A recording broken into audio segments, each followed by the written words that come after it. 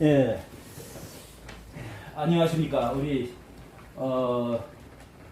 이제 대통령 선거 6월 3일 대통령 조기 선거를 딱 일주일 가량 앞두고 아주 이런 중차대한 시기에 우리가 오늘 뭐 너무도 유명한 우리 김 총재님, 김경재 총재님을 이제 만나서 이 선거에 관해서 또 자유통일당이나 관계 설정을 어떻게 잘해서 성공적으로 앞으로 이끌어갈 수 있을까? 이 국힘당과 더불어 색깔이 비슷한데 그런 점에서 좀 예민한 문제를 우리 고개를 좀 덮고자 오늘 이렇게 찾아뵈었습니다.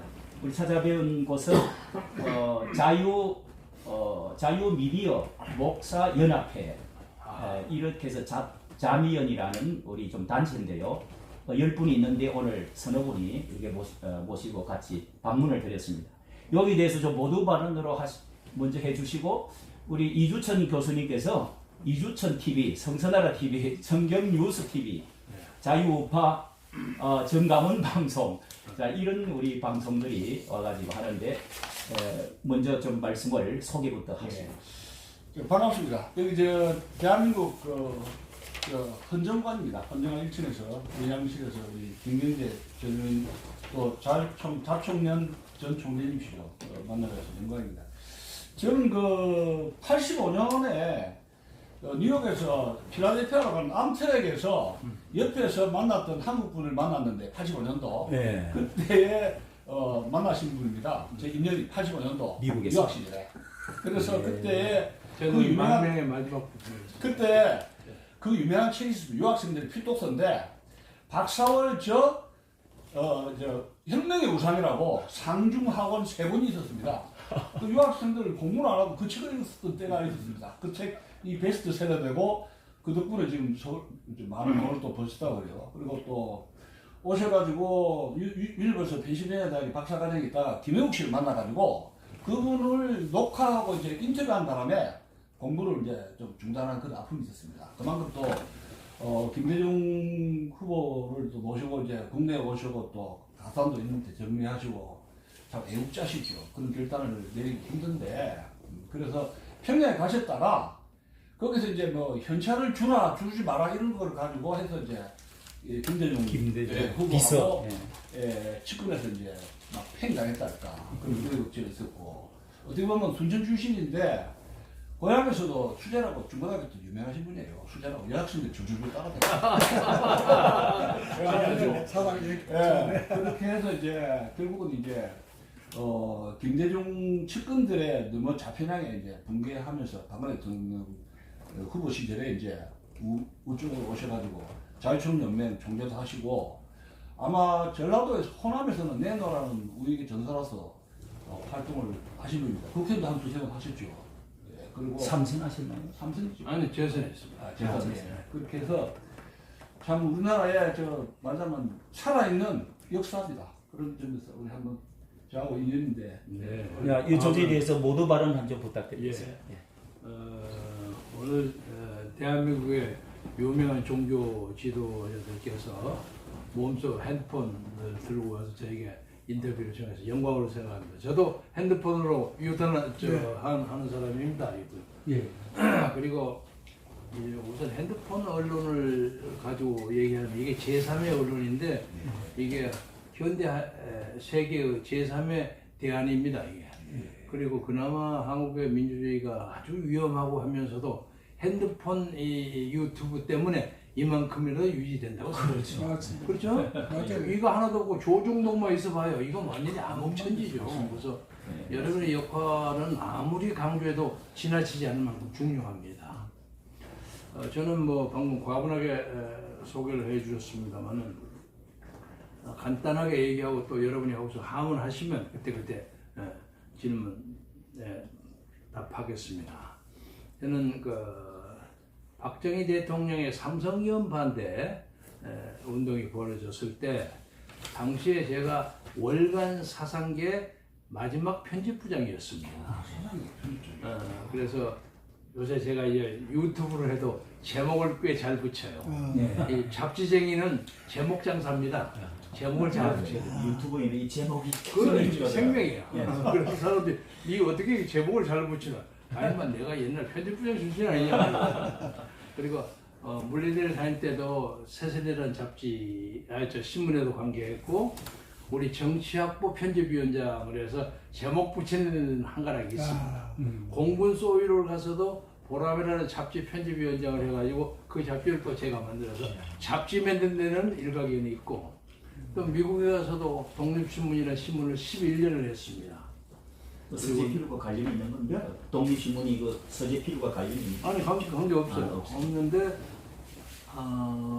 우리나라 역사에 독립신문이라는 이름으로 신문을 하신 분이 서재필 선생이고 그 다음에 주는 이광수 선생이 여기서 일제시대에 사시다가 여러 가지 갈등을 많이 느껴서 저그 만주에 시베리아 이르치쿠라는 데로 가서 한 몇 년 사셨어요. 그때 거기서 또 독립신문이라는 신문을 한 2년 하셨어요. 기록에. 근데 그건 한자가 아니고 한글로 독립신문. 예. 제1위 서재필 박사시고 두 번째가 춘원이시고 제가 세 번째인데 서재필 박사하고는 저하고 사돈이 됩니다. 보성군 문덕면에서 태어나셨는데 그래서 그 집안하고 제가 좀 관계가 좀 있습니다. 그래서 무슨 꼭 그 제목에 대해서 그 지적 소유권이 있는 건 아니지만 몇십 년 지나면 관계가 없답니다. 예. 요새는 또 유튜브에 신혜식인가 예. 하잖아요. 그놈가 네 번째예요. 아무튼 당시에 뉴욕에서 했던 제 신문이 주간신문 한 5만 부 정도 찍었는데 대한민국만 제외하고 전 세계 한국 커뮤니티에 다 나갔어요. 아프리카 우간다까지 갔으니까. 그래서 제가 하여간 거기다 누구 죽일 놈 하면 그냥 전 세계 죽일 놈이 될 정도로 막강했습니다. 실력이. 그래서 이제 신문을 하면서 보니까 요새 유튜브가 대단히 중요하다는 생각이 듭니다. 그래서 이번에 이제 줄여서 이제 선거 쪽으로 또 특히 여러분이 관심을 가지는 자유통일당 문제에 대해서 말씀을 드리자면 우선 선거는 어느 현재로 오늘 아침에 조선일보 주필 하셨던 유건일 선배하고도 저 통화를 길게 했습니다. 예. 그래서 저는 그런데 이준석이가 만약에 사퇴할 경우에 그 표에 한 52% 정도가 김문수한테 가고 26~27%가 이재명한테 간다 이렇게 되어 있습니다. 나머지 30%는 빠지고 예. 그런데 대충 그 사람이 한 10% 정도를 표를 딴다고 가정하면 8 내지 10%인데 지금 4,339명 9만 몇천 명이에요. 유권자가 그 중에 아마 3,500 정도가 찍을 겁니다. 그러면 대충 300 내지 350만 표를 받는다고 예상을 하면 그 중에 아마 180만 대 120만 정도로 나누어지지 않을까 이렇게 봅니다. 그런데 그 차이가 이준석의 저 엑스트라 그 액션 때문에 차이가 또 100대 200으로 올라갈 수도 있고 그래서 사실상 단일화의 반쯤 효과는 거두지 않았나 하고 좀 나름대로 유리하게 생각을 합니다만 특히 제가 어저께 제 유튜브에서 이런 얘기를 했습니다. 여러 가지 우여곡절 끝에 대한민국의 자유 보수 우파를 상징하는 많은 사람들이 일단 다 김문수 쪽으로 다 모아들었다. 그래서 이제 윤석열 대통령 제가 뺐어요. 이거 컨트롤오셜하다 그래서 맨 처음에 여러분이 안 보셨겠지만 김동길 박사가 돌아가시기 전에 어디선가 그런 발언을 했더라고요. 김문수가 필요한 시대가 온다. 하는 발언을 했어요. 연자. 그래서 내가 그걸 탁 잡아가지고 제목 붙이는 거예요. 김문수가 필요한 시대가 왔다. 그놈을 제목을 붙이고 거기에서 우선 김동길 좀 박사 하늘에서 그거 보고 계신다고 생각하고 그 다음에 뭐 박근혜 대통령, 이명박 대통령 다 엊그제 다 제스처를 보여주지 않았습니까? 그리고 또 누굽니까? 정광훈 목사, 제가 그걸 꼽았어요. 그리고 뭐 이낙연이 다 왔어요. 다 와서 이낙연이 특히 그 괴물 정치라는 제목을 가지고 와서 김문수 후보가 2번이나 해서 인용을 했더라고요. 그 이재명을 결정적으로 잡을 수 있는 발언 아닙니까? 그래서 한국의 보수 우파가 거의 집대성이 됐다고 한다. 그래서 지금 오늘 현재 어제까지 발표한 것 중에 공정 있죠. 데일리안에서 발표한 공정. 예. 그것이 유일하게 좀 유리한 건데 네, 좀 보수적인. 3자를 비교할 때는 한 1~2% 줍니다. 네. 그러나 이재명과 김문수 둘이 양자해야 할 때는 이기는 걸로 나와 있습니다. 그러니까 굉장히 공정한 여론조사입니다. 그래서 저는 그것이 승수 효과를 붙여서 앞으로 한 며칠 사이에 48대 50, 52 근처로 1~2% 차이로 올라간다고 생각하고, 그 문제에 대해서는 제가 뭐 평소에는 크게 존경하지 않지만 선거 문제에 대해서는 나름대로 지가 정치 구단이라고 주장하는 박지원 의원까지도 49대 51로 될 거다 하고 얘기를 했어요. 그래서 가까이 갈 텐데 아마 이준석의 그 문제가 상당히 도움이 되리라고 생각하고, 제가 그 단일화 과정에 대해서는 경험이 많이 있습니다. 우선 노무현과 정몽준 단일을 할 때 제가 노무현 쪽의 홍보본부장이었습니다. 그걸 제가 만든 사람입니다. 그리고 포장마차에서 술 마시고 뭐 어쩌고 했는데 그 나중에 정몽준이가 깨졌지 않습니까? 그래서 그냥 노무현을 엉덩이를 차가지고 그 정몽준 집 앞에 집안에서 몇 시간을 기다리게 만들었어요. 간절함을 느끼기 위해서. 근데 하고 돌아다니까 아예 30분 더 해라고 막 아우성을 쳐가지고 거기서 한 2~5시간을 왔다 갔다 하고, 그러다가 안 돼서 그 다음날 나와서 머리도 빗지도 않고 턱으로 해가지고 자기 고향에 가서 봉화마을에 선영에 참배를 해라고 쫓아보냈어요. 근데 잠을 자고 있는데 일부러 깨웠더니 아이 뭐 이럴 수가 있냐, 잔소리를 가라고. 그래서 그 우리 정대철 지금 헌정 회장 둘이 앉아서 그럼 비행기 타고 가는 걸 보면서 우리가 끼리끼리 오고 있는데, 그런 자체가 표를 끌어가는데 도움이 됐어요. 아주 간단한 게. 그래서 이번에도 선거에 이준석의 그 행동이 상당히 중요한 변수가 된다, 이렇게 보고 김동길 박사가 얘기하는 김문수 시대가 올 수 있다, 저는 그렇게 생각하고 있습니다. 예. 개인적으로는 김문수하고는 저하고는 아주 가깝습니다. 예. 같은 경주금치 그래서 형님 동생하고 친하고, 또 저기 그 부인이 제 선거구인 순천여고 출신이고, 그러네. 그리고 저기 그 장인 때는 설교장이라는 분이 제 15대 선거를 적극 도와주셨어요. 그래서 제가 그때 선거구 때문에 아주 애를 먹어가지고 화딱지가 나서 그냥 책상을 치면서 김대중하고 싸움하고 미국을 가버렸어요. 김대중 총재도 입장이 난처하니까 자네 거기서 뭐 하고 있어? 뭐 하고 있던데 왜 당신이 보면 시비를 걸어? 막 반말을 막 하고 했는데, 그때 마침 아까 말씀하신 졸작 책 때문에 제가 약간의 필명이 있었어요.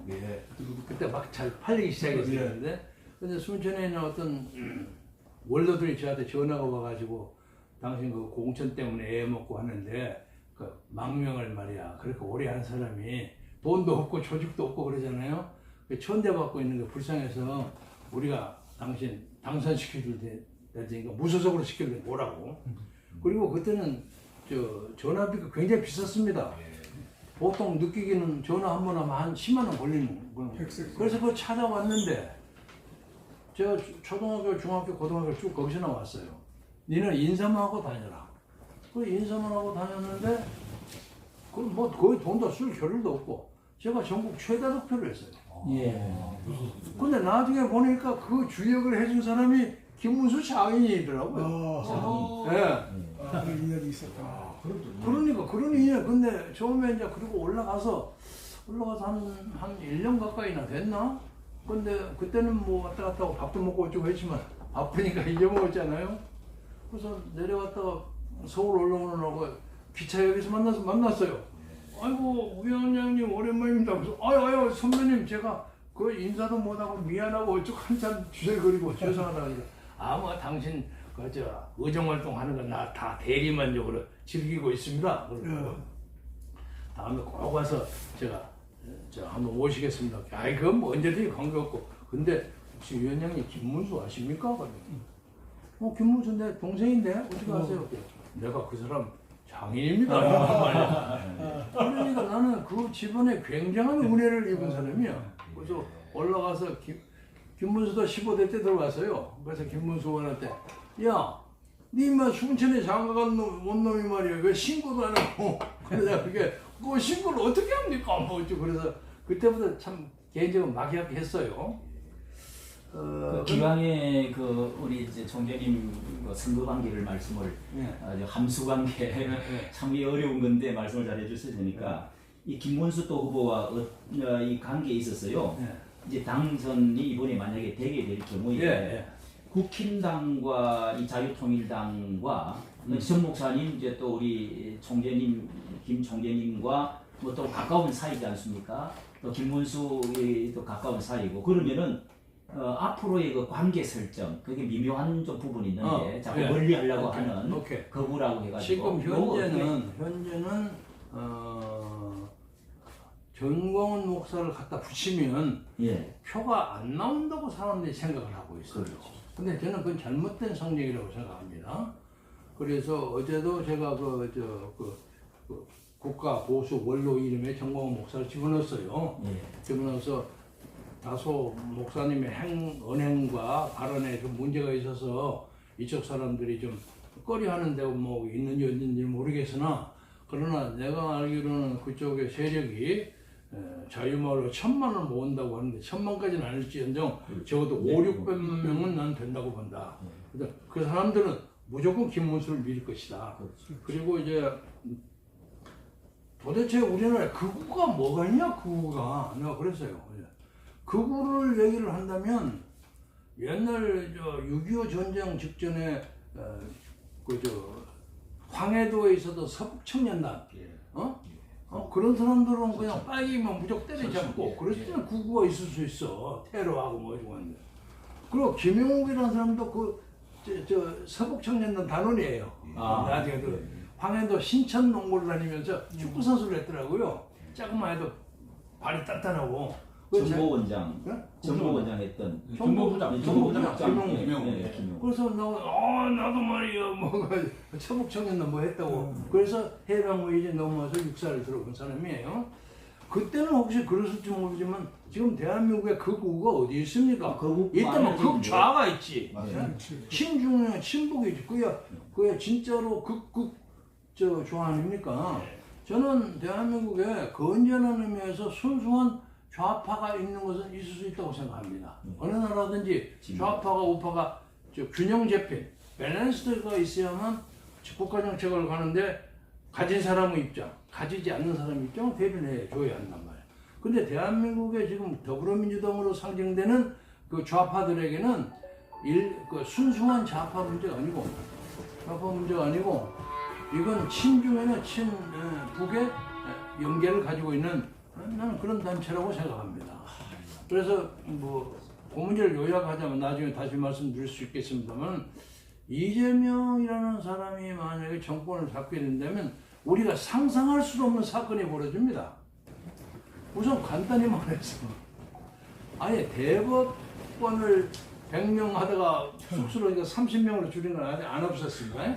그냥 가지고 있어요. 장경태 의원의 제안은 지금 그대로 있는데 우리보다 인구가 4배, 5배 많은 미국도 대법관이 그렇게 많지 않아요. 10몇 명이에요. 그런데 무슨 나라가 대법관을 100명 아니면 30명을 어떻게 합니까? 그러면 정청래이 김어준이 이런 애들이 다 들어가서 대법관을 하고 앉아있으면 대한민국이 뭐가 됩니까? 이건 개판이지 한마디로 말해서. 그리고 이건 이제 1차적인 문제 하나고 수많은 문제가 많아요. 그래서 이 사람이 정권을 잡았을 경우에는 우리가 상상할 수도 없는 그런 공포사회가 온다. 그래서 저는 엊그제 유튜브에서 이재명이를 심판 히틀러, 왜 나치즘에 비교해서 히틀러가 아니라 이틀러라고 이름을 지었습니다. 그리고 이 사람은 개인적인 어떤 비리나 이런 문제에 대해서 전혀 범죄의식이 없어. 놀랄만한 사람이야. 그래서 제가 좀 말이 심했을지는 모르나 어저께 만약에 나도 왕년에 민주당에 적을 가졌던 사람으로 거기에 뭐 정세균이가 나왔거나 김부겸이가 나왔거나 아니면 김농년이가 나왔으면 그래 뭐 내가 지지는 안 하지만 대통령이 돼도 할만하다 하는데 이재명이는 아니다. 그 점을 인정했으면 좋겠다. 그러니까 이제 여기서 이제 정광훈 목사와 얘기로 돌아가겠습니다. 원래 이제 그 자유통일당 만들기 전에 그 전에 또 그 김문수를 주도로 해서 자유민주당이라고가 만들었어요. 그때 기독자유통일당이었습니다. 그렇죠. 그래갖고 이제 김문수가 대표고 제가 자문위원장이었어요. 그래서 그렇게 만들었는데 그 다음에 이제 선거 국회의원 선거 그러니까 2000년 때죠. 선거 때 자기가 그 자통당 가지고는 진출을 하기가 어렵다고 해서 김문수가 조원진이 예, 합당하자. 합당을 하게 됐어요. 우리공화당. 근데 그때 우리공화당 그때 정광훈 목사는 감옥소에 있었어요. 그래서 아침 저녁으로 저한테 메시지를 그냥 계속 보내는 거예요. 메시지를 변호사들이 가서 받아가지고 와서 써가지고 저한테 문자를 보내줘요. 그래서 그때 김문수가 좀 실수했어요. 솔직히 말해서 실수해서 김문수를 잡아가고 난리를 쳐가지고 결국 실패하고 돌아왔어요. 돌아왔는데 정광훈 목사께서 그 사람을 이쪽으로 집어넣어라. 그래서 내가 김문수 모가지를 끌고 와서 당시에 선거대책위원장이 저하고 법무부 장관 김성규였습니다. 둘이 공동이에요. 그래서 제가 자리를 빠지고 김문수를 거기다 집어넣었어요. 집어넣어가지고 행세를 좀 하려고 했는데 여기가 뭐 1, 2번은 그냥 사업은 하나도 안 되지 않았습니까? 근데 그때 이제 정광훈 목사가 억울하게 생각하는 대목이 있어요. 그때는 철저한 부정선거였습니다. 그 예를 들면 하나만 예를 들자면 전라남북도 경상도 이쪽에서 투표구에 그 이쪽의 당원들이 분명하게 투표를 했는데 적어도 100개의 투표구에 한 표도 안 나왔어요. 사기당했네. 네? 사기당했어요. 완전 그러니까 이거 공갈이죠. 정광훈 목사 항상 내세우는 대목이 그게 맞아요. 총재님도 부정선거가 있다는 것을 확신을 하시네요. 아니 당연하죠. 내가 부정선거 운동 얼마나 열심히 하는데.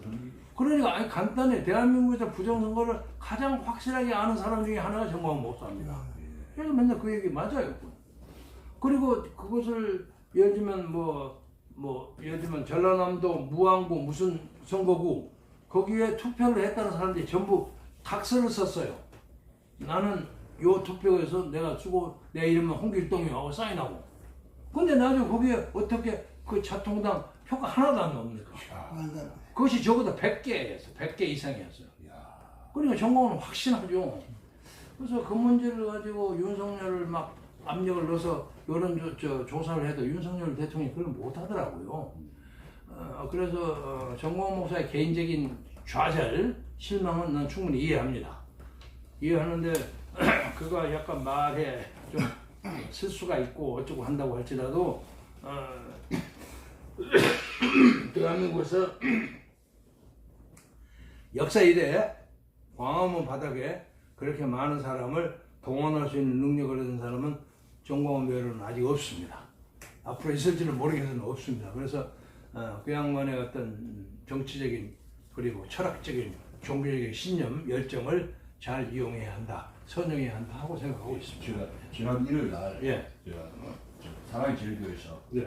거기 원산 폭격이 있다고 해가 난리가 났지 않습니까? 그래서 MBC 뭐 90만 조회가 있었는데 100만 넘었어요.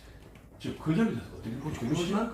90만? 90만 제가 볼 때는 90만이 지금 100만 넘었어요. 세계를 세 꼭지를 네, MBC에서 그래서 원산 폭격 날. 그래서 내가 그걸 가지고 그 가까이 있는 김수열 씨라고 예. 육사 29기 그 사람 저하고 또 경주 동생이에요. 그래서 내가 전화를 해갖고 그 무슨 그런 짓거리를 하냐.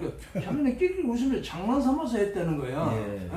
그 전에 누구 세웠다는 거하고 비슷한 거예요. 아까 목사님이 얘기하시는 제가 이렇게 그 예를 들어서 네. 그런데 그 정광훈 목사 근처에는 정치적으로 그런 걸 핸들해주는 컨설턴트가 없어. 자기 마음대로 해.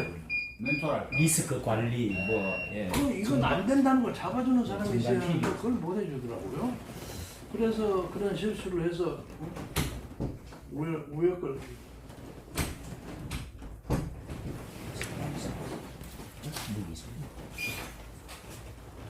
아유 미안하네. 깜짝 놀랐네. 여기서 너 자리를 좀 비워준다고. 나 우리 신중식 의원은 제 대학 동기입니다. 여기서 깜짝 놀랐네. 여기서 뭐 인터뷰 좀 한다고. 그저 공화당 신형식 의원 있죠? 그 예. 동생이에요. 예. 신중식 의원이. 저하고 입학 동기입니다. 말씀하세요. 그래서 그런 문제에 대해서 정봉 목사 스스로가 국민적 비판을 자초한 실수를 한 것이 맞아요. 그러니까 그렇게 그 양반이 유머가 그렇게 심해. 그러니까 뭐 지금 자기가 하나님하고 제일 가깝다고 생각하고 하나님도 뭐 잘못하면 뭐 어쩐다 이렇게 얘기하는데 거기에 있는 사람은 이해를 하지만은 그렇죠. 다른 사람은 저거 오만하게 짝이 없다 이런단 말이야. 그래서 그 기독교 선교 이런 걸 하는데도 좀 자중자애하고 좋은 컨설턴트가 옆에 있는 것이 필요하다. 그렇게 생각합니다. 그러나 저는 개인적으로 그 양반에게 좀 피해를 본 건 있지만 오늘 그 얘기는 안 하겠고요. 안 하겠고 다만 지금은 한 표가 새로우니까 표를 잘 모아서 일단 6월 3일에 이기고 나면 이제 정계대 개편이 불가피하게 나옵니다. 예. 저는 지금 속된 말로 말을 안 합니다만은 지금 국민의힘의 권성동, 권영세, 패거리들이라고 할까? 예. 그 사람들 나 사람 취급 안 해요. 예. 사람 취급 안 하고 그건 완전히 제쳐야 합니다. 예. 완전히 바꿔줘야 합니다. 근데 내가 알기로는 김문수 후보도 잘 알으려고 생각해요. 예. 그러니까 대통합의 정계 개편이 불가피합니다. 예. 불가피해서 그래도 그만큼이라도 김문수가 저렇게 살아나와서 한 것은 기적이에요. 그 예. 제가 김문수를 기적을 만드는 사나이라는 별명을 붙였는데 처음에 그 한덕수도 제가 개인적으로 잘합니다. 잘하는데 아니 한덕수라는 사람이 순진해가지고 권영세 권성일 앞에서 그걸 가지고 당장 그렇게 바꾸면 됩니까? 오늘까지도 끌어야 되는 거야. 내가 그래서 한덕수도 잘 알아요. 그래서 적어도 한 3번, 4번 토론을 시키고 그 국민적 관심을 가지게 만들고 그래갖고 붙이자 말이야. 근데 당장 거기서 막 잡아갖고 난리를 치는데 그리고 뭐 투표를 하라니까 87%가 나오지 않았어요? 그러고 당원 투표를 한다고 해서 아이고 이거 끝났구나. 저것들 아주 우물을 파는구나. 그랬는데 하나님이 도왔는지 당원들로 하여금 김문수를 올리게 만들었어요. 그래서 나는 이것은 하나님의 섭리구나 하고 생각합니다. 예. 그래서 김문수 기적을 만드는 사나이. 그래서 그 기적이 6월 3일까지 갈 수 있다.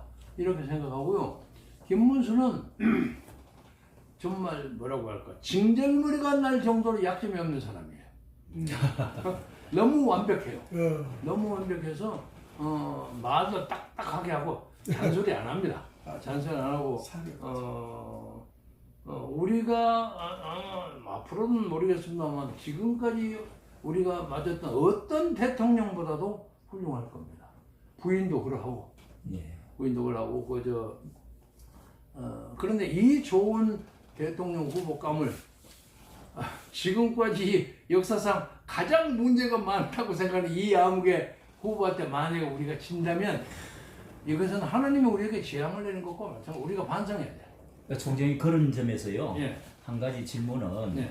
우리가 이제 기독교적으로 볼 때 이승만부터 시작해서 예. 자유 민주 우파가 기독교적인 이념과 색채가 강하지 않습니까? 그런 점에서 지금까지 선두적으로 이끌어왔는데 정치적으로도 지금 상황을 보면 성도들은 어느 정도 자유 우파 또 정강 목사님을 중심으로 해가지고 이렇게 있지만은 전체 큰 대교회들이 입을 다물고 있는 내지 이 좀 이재명 쪽으로 윤 대통령을 아주 그 좀 직격을 하고 그런 그 발언들이 여러 개 있었습니다. 뭐 무속이라든지 또 정강훈 목사에 대해서도 거리를 특별히 해라. 우리는 중도파다, 성경파다. 뭐 이래서 이제 기독교적인 면에서는 이 지금 현재 김문수에 대해서 큰 교회에서는 입을 딱 다물고 전혀 윤 대통령을 반대하고 이재명을 편드는 듯한 흐름이 있다고 말하는 사람이 많습니다. 여기에 대해서는 좀 어떻게 생각하십니까? 제가 개인적으로 알고 있는 사람이 명성교회 김삼환 목사인데 제 조카됩니다. 네, 제 조카돼서 근데 그 교회 가서 내가 뭐 신도들도 인사도 받고 뭐 같이 밥도 먹고 그래서 그 환자 돌림이 제 조카 돌림이에요. 우리 같은 김씨인데 그 목사는 그러지 않을 거예요. 내가 뭐 최근에 확인을 안 해봤지만 그러나 이제 이런 문제가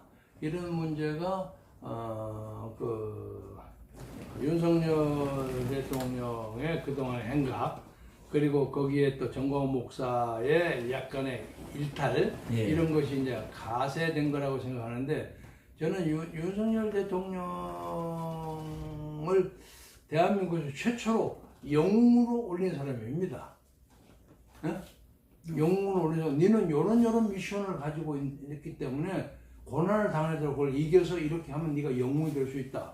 그러니까 윤석열은 제가 알기로는 그때는 30까지는 가지 않았죠. 20몇 번째 탄핵 또 있었고 또 그와 비슷한 수로 거부권 행사를 하지 않았습니까? 그래서 이제 극적으로 붙었지만 그 문제를 이렇게 비상경으로 만들었던 것은 제가 느끼기에는 틀릴 수 있습니다. 제가 느끼기로는 중앙선거관리위원회 그 농업박물관의 그 오퍼레이션 99 그 중국에 있는 그 AI 전문가들 걔들을 장악하기 위한 작전이 미국 CIA에서 벌인 거예요. 그거 확인됐어요. 그래서 원래는 DNI가 하는 걸로 되어 있는데 최근에 그 흑염 기자가 CIA에서 했다고 발표했어요. 그리고 구속될 뻔하다가 풀리지 않았습니까? 그래서 저는 알기로는 미국에서 한국의 부정선거 내막을 다 알고 있다고 생각합니다. 오늘 아침에 누구야 위리 차닝 저 변호사가 성명서 발표했죠. 그 사람들이 이제 4사람이 왔어요. 유권대장 둘이하고 모스탄 뭐 하고 내는 거죠. 제가 밤을 거쳐서 좀 감기가 되더라고요.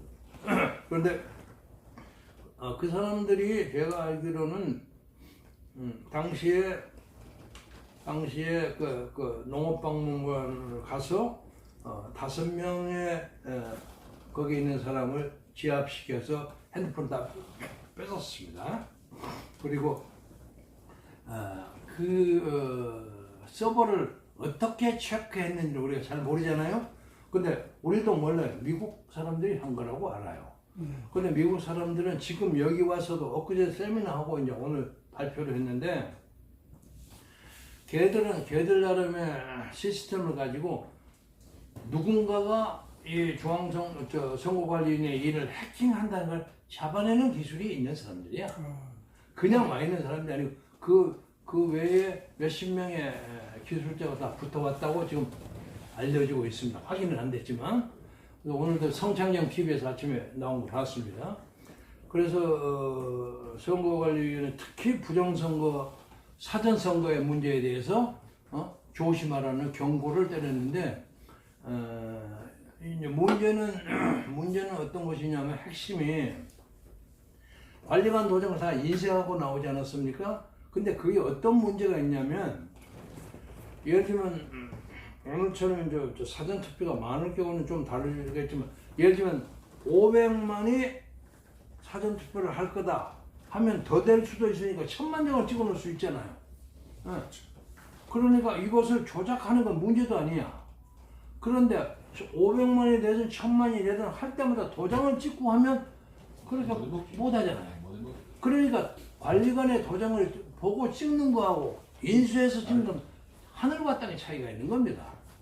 이것을 오늘 지적했어요.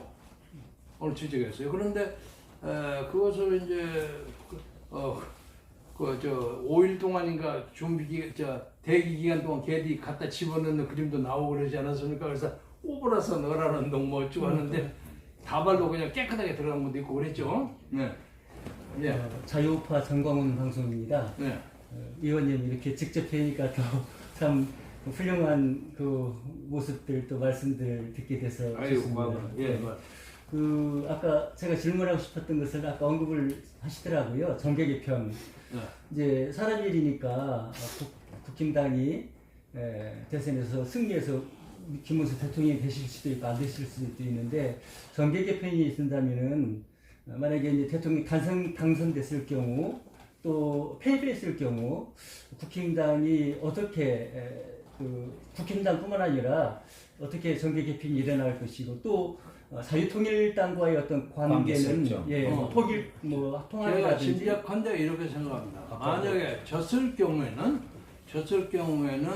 현재 그 기득권 세력들을 중심으로 한동훈과 그 권영세, 권성동 그들의 기득파들이 친윤 가지고 싸움을 해서 득세를 할 거. 판을 벌리리라고 생각하고 이길 경우에는 김문수가 직접 당무에 개입은 하지 못한다고 할지라도 대통령 방송에서 회의한 말이 있으니까 정계 개편이 대대적으로 일어나서 거기에서는 예를 들면 자유통일당이나 필요하다면 그 외에 무슨 뭐 조원진이까지도 다 모아서 집어넣을 수 있는 겁니다. 그때 저는 그런 문제에 대해서는 여러 사람들의 정파와 대화를 다 하고 있습니다.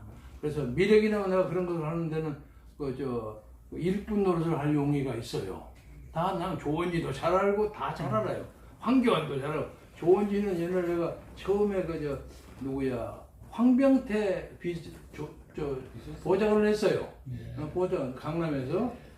그래서 중국 대사 갈 때 따라가가지고 중국하고 관계가 있어요. 그래서 친중이라고 몰리잖아요. 그게 맞아요. 예. 그리고 또 누굽니까? 박근혜 대통령 또 열심히 했는데 박근혜 대통령 가지고 그 사람은 정치에서 수입이 상당했다고 사람들이 얘기를 해요. 그런데 어떻게 됐는지 한때는 박근혜 대통령한테 뭐 문서를 보내도 문서를 받지도 않고 그래서 커뮤니케이션이 잘 안 됐다 하는 그런 설도 있습니다. 그러나 나름대로 만만치 않는 사나이에요. 그러니까 그것도 다 모아서 한꺼번에 해야만 이번 지난번 내년에 지방선거 있죠? 지방선거에서 일단 그걸 잡고 그리고 김문수는 3년만 대통령 하겠다는 거예요. 그렇죠. 예, 더 안 하겠다는 게 치사한 거. 깨끗하게 만들어 놓고. 그러니까 이제 지금 여기 좀 사람들이 이재명이가 뭐 하려고 하는 것이 내각 책임제란 말이야. 근데 내각 책임제로 하려면 지가 좀 우스운 놈이 되니까. 근데 지는 이제 연임제를 해서 계속해서 이제 푸치처럼 해먹겠다는 거예요. 이게 간단히 말해서요. 그래서 그건 받아들일 수 없고 여기 정대철 이쪽에서 우리 신중식이 다 개헌 논자들인데 얘들도 내각체면 난 참여도 안 해버려요. 그래서 아무튼 김문수가 될 경우에는 대한민국에 진짜로 정상적인 보수 우파 정당이 만들어질 겁니다. 할렐루야. 예, 우리 성경유서 우리 여태원 목사님이 시간 관계상 시간이 좀 됐는데요. 한번 마지막 질문하시고. 성경수 여태원인데요. 우리 총재님 또 대통령 후보로 나오셨을 때 같이 함께 열심히 뜬 기억이 나서 너무 감격을 해요. 사실 총장님 같이 연륜이 계신 분이 좀 정치를 전부 다 참여하고 됐으면 좋겠다는 생각을 많이 하는 분인데 만약에 지금 말씀을 들으면 김문수 후보께서 대통령이 된다는 당선안에 이제 간제해서 얘기하거든요. 네.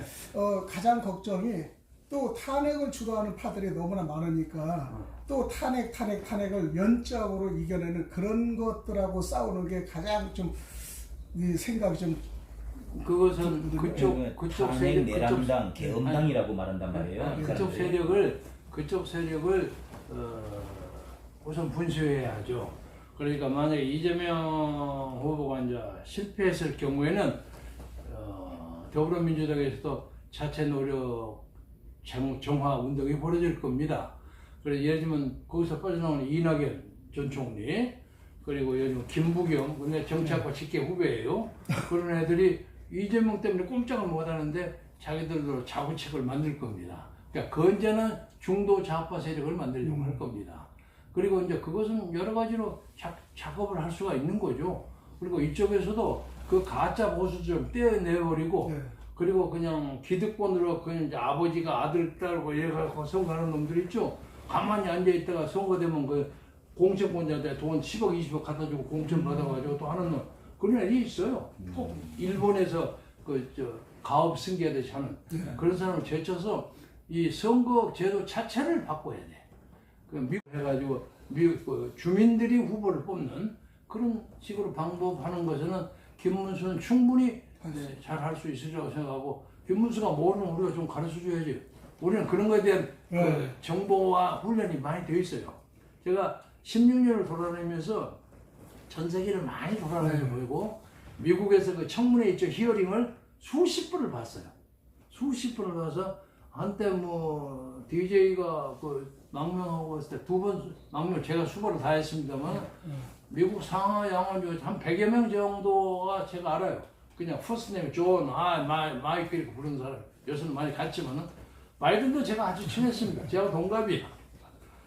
김대중 사무실을 만들고 있을 때 초선 상원으로 넥타이 타고 와서 넥타이 하나 주니까 요거 DJ가 좀 넥타이를 재고 다니고 제가 아주 친했습니다. 그래서 그런 문제에 대해서는 김문수는 충분히 좋은 정치를 끌어낼 수 있는 사람이 되고, 자기는 3년 딱 하고 그만두고 그게 나오겠다는 거예요. 그 이재명이가 당선됐을 경우에 이제 네? 우리 강화문 네. 아스팔트 우파들이 참 고생을 많이 했는데, 엄청나게 했죠. 예, 이제 어떻게 좀 참 이런 때는 어떻게 되어질까 하는 좀 걱정도 있어요.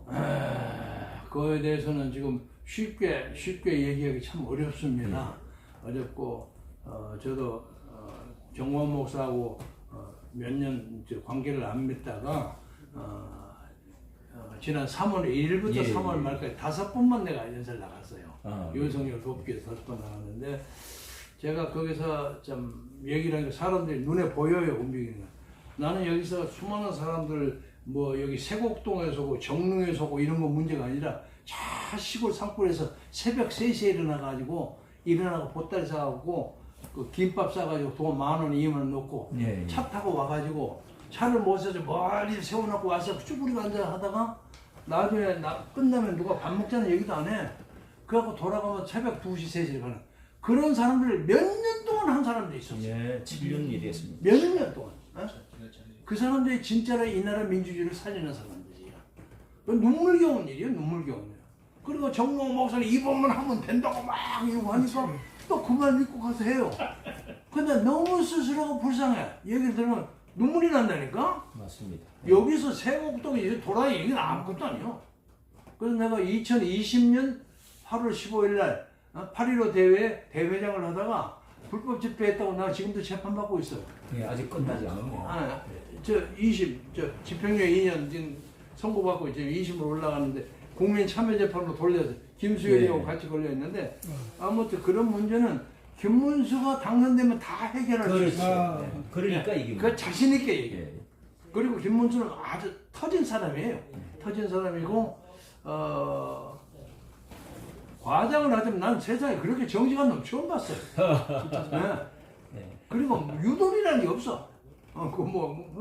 그리고 그 부인도 그렇더라고요. 예. 난 부인을 아직 만나본 적이 없습니다. 보석 같은 분입니다. 대단한 사람이. 이런 후보를 우리 역사상 글쎄 앞으로 찾기 어려워. 뭐 성경에서는 다윗 왕과 같고 통일 이제 왕이 다윗 왕이고 링컨과 같은 통일 우리나라의 통일 왕국 이제 나라를 이룰 수 있는 분이 우리 김문수 이제 후보가 아닌가. 네. 시간이 이렇게 되었어요. 네. 좀 너무 오버가 됐는데 마지막으로 한 말씀만 하시고 꼭 하실 말씀 있고 마치도록 합시다. 예, 예, 1분 안에 국힘당 내에 그 거의 기득권자들, 예, 예. 당권 장악 세력들은 부정선거 아니다 하는 사람들이 주는데 미친. 그거 어떻게 생각하세요? 아니 미친놈들이에요. 지금 이 정치가 이렇게 경색된 것은 공병호 박사의 자료를 보면 다 나와요. 네. 적어도 53명이 더불어민주당 국회의원들이 가짜로 당선된 사람들이에요. 사전선거 조작 가지고 만든 사람. 그러니까 사전선거 조작은 조정값이라는 게 어떻게 나오냐면요. 딱 와서 이제 이쪽에 이제 후보가 있으면 딱 보면서 이것은 2개 중에 하나를 넣어야 한다. 어떤 것은 3개 중에 하나를 넣어야 한다. 그런데 3개 중에 하나도 넣어도 되는 것을 2개 중에 하나 넣으면 너무 넘어버려. 그래가지고 추미애 의원 같은 것은 인구수보다 투표수가 더 많잖아. 그렇죠. 네, 네, 그죠. 그렇게 나와. 그래서 그렇게 만든 사람이 53명이야. 그 53명의 가짜들 때문에 이 모양이 된 겁니다. 그러니까 얘들 죽자면 까무라치기지. 자기 기득권을 보호하기 위해서. 그래서 그 문제에 대한 조사를요 다 하려면 한도 끝도 없잖아요. 그래서 이제 누가 나가서 그걸 잡아서 야 이런 문제가 있는데 이걸 다 하려면 세월에 가라 내월에 뭘 하기 때문에 이걸 다 덮고 새로운 헌법을 만들어서 제7공화국에서 깨끗하게 다시 선거하자 하면 받아들여요.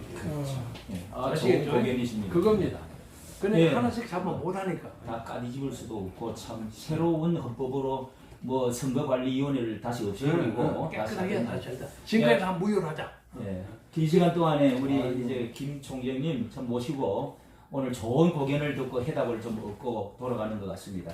자, 이까지 이렇게 수고해 주신 우리 유튜버 연합회 자미연 그리고 우리 총재님께 감사를 드리면서 박수로 맞도록 하겠습니다. 감사합니다.